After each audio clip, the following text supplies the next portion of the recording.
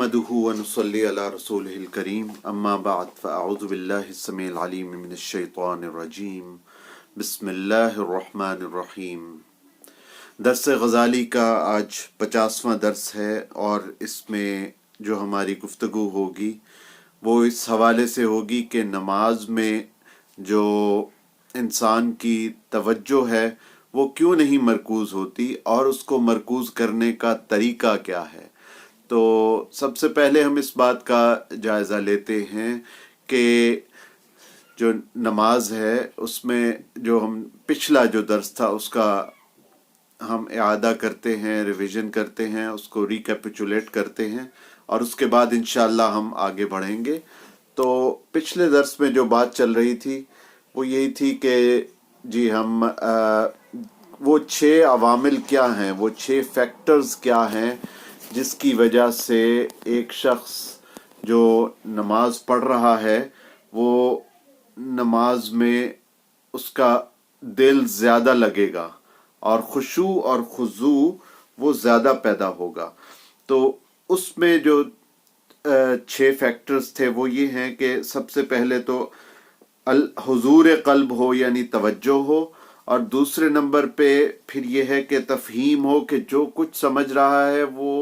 यानी जो कुछ वो पढ़ रहा है नमाज में वो समझ के पढ़ रहा है। और तीसरे नंबर पे जो चीज़ थी वो ये है कि अल्लाह ताला की ताज़ीम हो, कि अल्लाह ताला के बड़े होने का एहसास हो। और फिर चौथे नंबर पे सिर्फ बड़े होने का एहसास काफ़ी नहीं है, क्योंकि वैसे तो मतलब ये कि अल्लाह ताला तो सबसे बड़ा है, अल्लाह महदूद है, लेकिन कायनात भी तो बड़ी है, लेकिन कायनात के हाथ में कुछ भी नहीं है। और फिर ये कि कायनात अल्लाह ताला के मुकाबले में तो एक ज़र्रे के बराबर भी नहीं है, अल्लाह ताला तो इतना बड़ा है। तो सबसे पहले तो अल्लाह ताला की ताज़ीम है, फिर उसके बाद अल्लाह ताला का खौफ कि वो बड़ा है और मुतलक बाइख्तियार भी है। तो कोई भी चीज़ बड़ी हो और वो बाइख्तियार ना हो तो उसका तो कोई फ़ायदा नहीं है। तो अल्लाह ताला बड़ा है और अल्लाह ताला बाइख्तियार है और अल्लाह ताला सज़ा देने पे कादिर है। और फिर उसके बाद उससे अगला था कि अल्लाह ताला सिर्फ सज़ा देने पर ही कादिर नहीं है बल्कि माफ़ करने पर भी कादिर है, और उसकी रहमत बहुत वसी है और इतनी वसी है कि अल्लाह ताला अगर अपनी रहमत से हमें माफ़ करना चाहे तो हमें माफ़ कर दे, हमारे सारे गुनाह अल्लाह ताला वो माफ़ फरमा दे। तो उससे फिर ये एक इस चीज़ का मुराक़बा इंसान कर ले तो अल्लाह ताला की उम्मीद का और रिजा का मुराक़बा कर ले। और फिर उसके बाद जो आखिरी एक चीज़ थी, वो जो छठी चीज़ थी वो हया, यानी कि नदामत, अपने गुनाहों पर इतनी इस कदर इंसान को नदामत होनी चाहिए कि जब वो नमाज पढ़ रहा है तो वो नादिम हो के अपने गुनाहों की माफ़ी मांगने के लिए नमाज पढ़े और अपने आप को कसूरवार समझ के और अपने आप को छोटा समझ के नमाज पढ़े कि मेरी कोई हैसियत ही नहीं है, अपनी हस्ती को मिटा के नमाज पढ़े। अब जो इसमें पहला था वो ये है कि हुजूर क़ल्ब यानी तवज्जो वो किस तरह से हासिल की जाए। तो उसके तरीके इमाम गज़ाली रहमतुल्लाह अलैह ने बताए हैं। तो उसका सबसे पहले वो कहते हैं कि कोई भी चीज़ जो इंसान क्यों तवज्जो नहीं कर पा रहा, सबसे पहले इस चीज़ का इहाता किया जाए कि इंसान क्या हुजूर क़ल्ब क्यों नहीं हो रहा। तो सबसे पहले वो कहते हैं कि खारजी अवामिल होते हैं और दाखिली अवामिल होते हैं या बातनी अवामिल होते हैं, यानी दाखिली की बजाय बातनी कह रहे हैं। खारजी का मतलब है कि एक्सटर्नल डिस्ट्रैक्टर्स और बातनी अवामिल का मतलब है कि इंटरनल डिस्ट्रैक्टर्स। तो एक्सटर्नली जो बाहर की दुनिया में इंसान को क्या चीज़ें हैं जो डिस्ट्रैक्ट कर रही हैं, जो उसकी तवज्जो को नमाज की जानिब से दूसरी तरफ मबजूल कर रही हैं, वो चीज़ें क्या हैं, उनको सबसे पहले हटाया जाए। तो यानी मिसाल के तौर पे अगर कोई सामने कोई किताब पड़ी है या कुछ बड़ा दीवार पे कुछ लिखा हुआ है या सामने से लोग गुजर रहे हैं या कोई सड़क है उस पे गाड़ियां गुजर रही हैं یا کوئی اس طرح سے کوئی ہوائی جہاز یا پرندے گزرتے نظر آ رہے ہیں، تو اس طرح کی نماز میں آپ دیکھ رہے ہیں کہ ایکسٹرنل ایک ڈسٹریکٹرز ہیں کہ جو بیرونی طور پہ کچھ چیزیں ہیں جو انسان کو مخل ہو رہی ہیں، تو اس سے کس طرح سے بچا جائے۔ تو اس کے لیے امام صاحب دو طریقے بتاتے ہیں۔ ایک تو یہ کہ اپنی نظریں نیچی رکھی جائیں اور سجدے کی طرف نگاہ رکھی جائے پوری نماز میں، تو کہیں ادھر ادھر نظر نہ جائے۔ اور دوسری جس چیز کی اجازت دیتے ہیں امام غزالی رحمۃ اللہ علیہ، وہ یہ کہ انسان جو ہے وہ سالک، وہ اپنی آنکھوں کو بند بھی کر سکتا ہے، تو ضروری نہیں کہ آنکھیں کھلی ہوں۔ تو بعض علماء اس کی اجازت دیتے ہیں کہ اگر انسان کا خشوع و خضوع آنکھیں بند کرنے سے بڑھتا ہے تو وہ آنکھیں بند کر لے۔ اور آنکھیں بند کرنے کے بھی مختلف جو ہیں وہ درجات ہیں کہ وہ پوری کھلی بھی ہو سکتی ہیں، تھوڑی سی بھی کھلی ہو سکتی ہیں، اور جس طرح اس طرح میں نظر آ رہا ہوں کہ تھوڑی سی کھلی بھی ہو سکتی ہیں اور مکمل بند بھی ہو سکتی ہیں۔ تو کسی طریقے سے بھی آنکھوں کو کیا جا سکتا ہے۔ شرط یہ ہے کہ انسان کا جو توجہ ہے وہ نماز میں مینٹین ہونی چاہیے۔ تو پھر امام صاحب کہتے ہیں کہ جی نماز جو ہے، یعنی وہ کہتے ہیں کہ اس طرح سے کہ اپنی آنکھیں بند کر لے یا کسی اندھیرے مکان میں نماز پڑھے، یا اپنے سامنے کوئی ایسی چیز نہ رکھے جس سے اس کے حواس جو ہیں اس پر کوئی چیز اثر انداز ہو، اور کوئی چیز آنکھوں کو نظر آ رہی ہو، ایسا نہ ہو۔ تو اور نماز دیوار سے قریب ہو کر پڑھے تاکہ نگاہوں کی مسافت طویل نہ ہو۔ تو راستوں میں اور منقش جا نمازوں پر اور رنگین فرشوں پر نماز پڑھنے سے احتراز کرے۔ اور یہ فرماتے ہیں کہ جو عابد اور زاہد لوگ تھے وہ اس قدر مختصر اور تاریک کمروں میں عبادت کیا کرتے تھے جن میں صرف سجدے کی گنجائش ہوتی تھی تاکہ فکر مجتمع رہے۔ تو جو میرے مرشد صاحب ہیں جن کا انتقال ہو گیا، محترم نسیم صدیقی صاحب، وہ بھی اکیلے کمرے میں نماز پڑھا کرتے تھے۔ پھر جو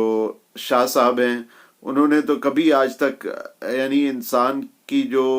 شخصیت ہے اس میں بالکل دکھاوا نہیں ہونا چاہیے، تو انہوں نے کبھی آج تک ذکر ہی نہیں کیا کہ وہ کس طرح نماز پڑھتے ہیں، کہاں پڑھتے ہیں، کہاں نہیں پڑھتے۔ یعنی اس قدر ریاکاری سے بچنا چاہیے۔ البتہ سرفراز شاہ صاحب اپنے مرشد کا بتاتے ہیں کہ ان کے جو مرشد کا کمرہ تھا وہ اتنا چھوٹا تھا کہ اس میں وہ مشکل کوئی 2-3 لوگ، 3-4 لوگ سما سکتے تھے، اور ایک جائے نماز بچھانے کی جگہ ہوتی تھی، مطلب بہت ہی چھوٹا، تاکہ کہیں بھی توجہ ادھر ادھر جائے ہی نہ۔ تو یہ حالات ہوتے تھے ہمارے بزرگوں کے، تاکہ وہ یکسوئی کے ساتھ عبادت کر سکیں، اللہ تعالیٰ کا ذکر کر سکیں اور نماز پڑھ سکیں۔ تو شاہ صاحب فرماتے ہیں کہ جو فرض نماز ہے وہ تو مردوں کو چاہیے کہ مسجد میں جا کے پڑھیں، عورتیں تو گھر میں ہی پڑھیں گی، لیکن جو مرد ہیں وہ مسجد جا کے پڑھیں، اور جو اس کے بعد جو فرض نماز کے بعد جو سنتیں ہیں وہ اکیلے کمرے میں پڑھی جائیں اور یکسوئی کے ساتھ پڑھی جائیں۔ بہرحال یہ کوئی ہارڈ اینڈ فاسٹ رول نہیں ہے، جہاں بھی انسان نماز پڑھے وہ توجہ کے ساتھ پڑھے۔ تو یہ تو بات ہو گئی ایکسٹرنل ڈسٹریکٹرز کی۔ اب ایکسٹرنل کے بعد انٹرنل ڈسٹریکٹرز کیا ہیں جو باطنی عوامل انسان کو کی نماز میں مخل ہو رہے ہیں، جو خلل ڈال رہے ہیں، اس کا جائزہ لیا جائے کہ جو اندر ہمارے ایک خیالوں کی ایک دنیا ہمارے دماغ میں گھوم رہی ہوتی ہے، اس طرح کر کے نا، خیالات کہ جی میں نے ادھر جانا ہے، میں نے یہ کرنا ہے، میں نے وہ کرنا ہے، تو اس سے کس طرح سے بچا جائے۔ تو کہتے ہیں چاہے آپ آنکھیں نگاہیں نیچی کر لیں اور چاہے آپ آنکھیں بند کر لیں، تو باطنی وسوسے تو آئیں گے ہی آئیں گے۔ تو سب سے پہلی چیز یہ ہے کہ اپنے نفس پر زبردستی کی جائے کہ اپنی جو توجہ ہے اس کو نماز کی طرف رکھنا ہے لازماً، اپنے آپ کو مجبور کیا جائے، پہلی بات۔ اور پھر جو دوسری بات ہے کہ وہ پھر نیت کے وقت باقاعدہ اس کا اہتمام کرے، اس کی نیت کرے کہ میں نے نماز میں اللہ تعالیٰ کی طرف توجہ رکھنی ہے، کسی اور طرف نہیں رکھنی، اور اس کی شروع وقت سے اس کی نیت کرے، آخرت کی نیت کرے، اور یہ سمجھے کہ وہ اللہ کے سامنے کھڑا ہے، اور جیسے ہی اس کا جو دماغ ہے وہ دوسری طرف جائے، فوری طور پہ اپنے آپ کو ایک فرضی طور پہ ایک تازیانہ مارے یا اپنا ایک ڈنڈا مارے، اپنا ایک ڈنڈا فٹ کیا ہو دماغ کے اندر کہ جیسے ہی دماغ ادھر سے ادھر گیا تو فوری طور پہ اپنے آپ کو زبردستی نماز کی طرف راغب کرنا ہے، اور اس کے معنی کی طرف راغب کرنا ہے کہ اس کا معنی کیا ہے۔ پھر جو میری اس میں ذاتی رائے ہے، جو امام صاحب نے اس طرح سے لکھا نہیں ہے، وہ یہ ہے کہ نماز آہستہ آہستہ پڑھی جائے، اور جس طرح میں نے دیکھا ہے کہ بچے جو ہیں وہ ریس لگا رہے ہوتے ہیں نماز پڑھنے میں، اگر دو بچے ایک ساتھ نماز پڑھ رہے ہیں تو وہ ریس لگا رہے ہوتے ہیں کون جلدی ختم کرتا ہے۔ تو وہ مجھے جب کوئی بچے نظر آتے ہیں میں ان کو بولتا ہوں کہ ریس لگانی ہے الٹی لگاؤ کہ کون دیر سے نماز ختم کرتا ہے، جو دیر سے نماز ختم کرے گا وہ جیتے گا۔ تو آہستہ آہستہ سکون کے ساتھ پڑھی جائے اور دیر لگا کے پڑھی جائے تو اس میں کنسنٹریشن زیادہ بنے گی، دل بھٹکے گا نہیں۔ اور اس کے بعد جو ہم انشاءاللہ اگلے درس میں بھی یہ بات جاری رکھیں گے، تو